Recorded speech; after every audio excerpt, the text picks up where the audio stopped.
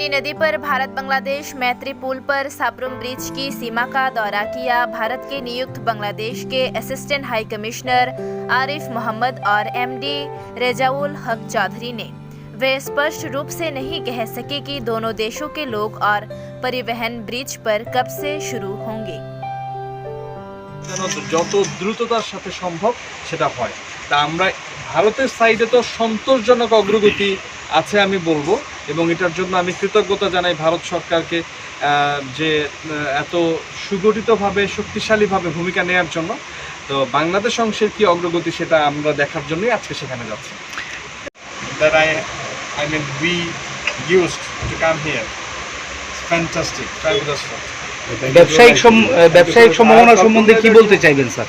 ব্যবসায়িক সম্ভাবনাটা নিয়েই তো আমাদের সবচেয়ে বড় আনন্দ এবং উষ্মার জায়গা, যে এখানে এই সাব্রুমকে বলা হচ্ছে যে নর্থ ইস্টের গেট।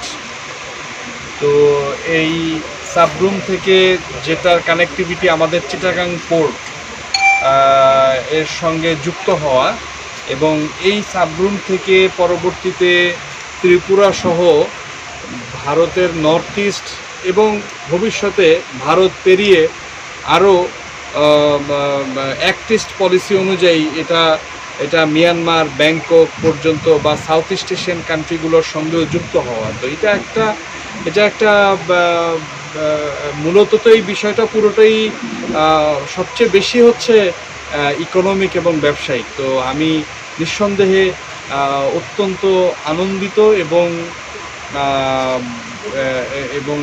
আমি এখানে এই এলাকার কথা বলছি বা পুরো নর্থ ইস্টের কথা বলছি।